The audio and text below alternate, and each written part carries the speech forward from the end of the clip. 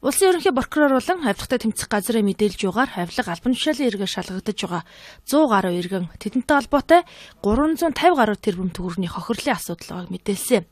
Улсын хурал дахь шударгаас эвслийн бүлэг дээр дөрвсөн албан тушаалтнуудын нэрсийг зарлах ёстой гэж үүсэн завсарлага авсан юм. Харин авилгатай тэмцэх газар эрүүгийн байцаан шийдэх хуулийн дагуу шүүхээр гин буруутай тогтоогддог байхад олон нийтэд зарлахгүй гэсэн байр суурь илэрхийлжээ.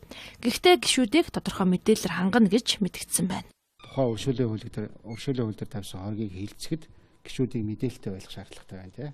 Мэдээлэлтэй баяа гэдэг үднээс Монгол ардын хосгол нам Монголын үндэсний арчилсан намын шударгаас эвсэл завцарлага авсан. За тэрний дагуу бол авилгатай тэмцэх газраас тэр мэдээллийг өгөөч. Холбогдох журмын дагуу гэдэг ингээд бичиг явуулсан байгаа. Тэр мэдээлэл нь бол ирж байгаа юм байна. За замдаа бичгэргээр дамжаад ирж байгаа. Гэхдээ заавал хүний нэрсийг оролцуулахгүйгээр тийм ээ. Ер нь ямар хэрэгээр ямар шуухан байдлаар гişний хүн шалгаж байгаа гэдэг энэ мэдээллийг өгч болох байх олон нийтэд. Өршөөл үзүүлэх тухай хууль тавьсан хэсэгчлсэн оргиг улсын хурлын чуулганы уралдааны дэгийн тухай хуулийн дагуу хэлцэнэ гэж албаны хүн хэлж байна.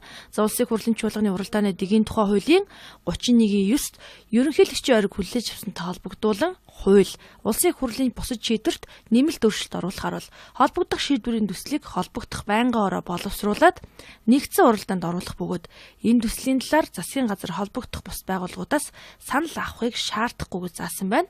Тодруулж хэлэх юм бол өршөөл үзүүлэх тухай хуулийн 9-1-3 заасан өршөөлд хамруулахгүй нөхцөл байдалд ерөнхийлөгчийн оргилсан 7 залтыг нэмж оруулахад л хангалттай гинэ.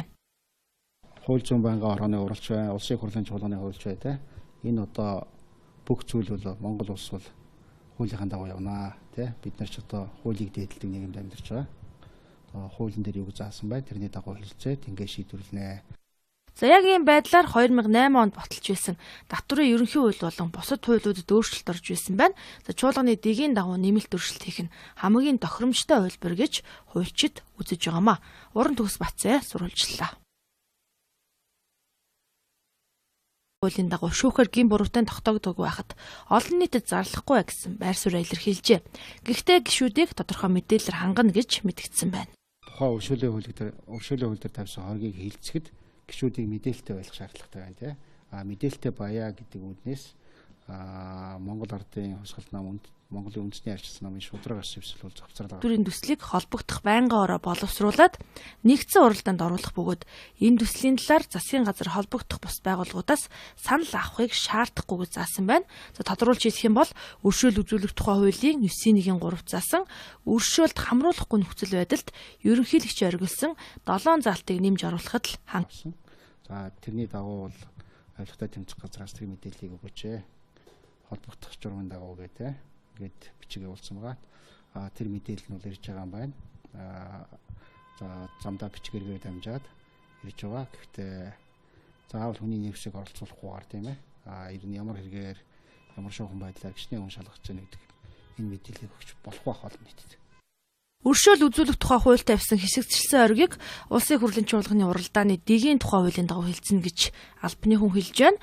Улсын хурлын чуулганы уралдааны дэгийн тухай хуулийн 31-9-т ерөнхийлөгчийн ориг хүлээж авсантай холбогдуулан хууль улсын хурлын бусад шийдвэрт нэмэлт өөрчлөлт оруулахаар бол холбогдох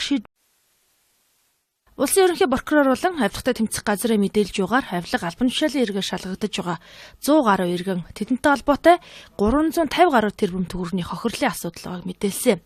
Улсын хурал дахь шударгаас эвслийн бүлэг дээр дөрвсөн албан тушаалтнуудын нэрсийг зарлах ёстой гэж үүсэн завсарлага авсан юм. Харин авилгатай тэмцэх газар эрүүгийн байцаан шийдэх